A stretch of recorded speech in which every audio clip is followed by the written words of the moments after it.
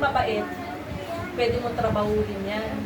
Kasi hindi, wala naman talagang mabait na parang isang, baga gumawa ka lang ng mabuti, mabait ka na. Hindi. Ang pagiging mabait, tinatrabaho yan. Parang minsan nga, ano pa yan eh, ang tawag dito yung parang may panloloko rin yan. Diba? Yung pagiging mabait. Pero, yung may Kristo ka sa loob mo, yun ang hindi mo maiaano, ang tawag doon, hindi mo maipanloloko sa Panginoon. Alam ng Panginoon kung tunay kang umiibig sa Kanya. Although alam ng Panginoon, nagkakamali tayo, hinahayaan tayo ng Panginoon na magkamali, pero alam ng Panginoon ka kung pure yung intention mo sa Kanya. Alam din ng Panginoon kapag tumutulong ka sa ibang tao, sa kapwa mo, alam niya kung may pure yung intention mo ba or meron ka rin parang, kumbaga sa ano, may mapapala ka dun sa gagawin mo. Pero ako lagi ko sinasabi, lagi ko tinatandaan yung buhay na ipinamuhay ni Apostle Paul. Sabi niya nga, di ba?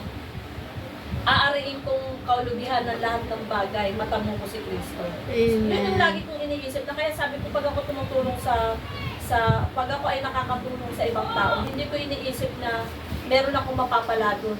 Kahit na wala ako, na tumulong ako doon sa tao na yun, kahit malugi ako, pero kung natamo ko naman si Kristo sa pagtulong ko doon sa tao na yun, yun na yung pinakamalaking sukli na binalik ng Panginoon sa iyo, di ba?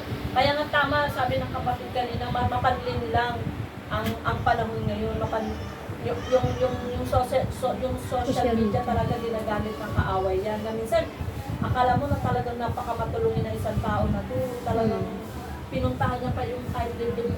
Pero wag ka, merong ano yun. Kumbaga, kung ilang views ang mata mo dun sa ano na yun, sa content mo na yun, yun yung may babalik sa iyo, di ba? Pero, sabi nga ng Panginoon, lahat ng bagay sa mundo na to, apart from Him, kumbaga, walang kakinabangan. Parang vanities. Kaya sabi nga kung ano man ang yaman na meron ka, ano man material na meron ka, pero kung hindi para sa Panginoon, lahat yung walang kabuluhan sa Kanya. Kaya sabi nga, maging ano lang daw tayo, maging pure lang daw yung intention natin sa Panginoon. At higit sa lahat, tuusin natin yung puso natin na minsan, di ba, nadadarang tayo sa yung sabi ng kapatid kanina,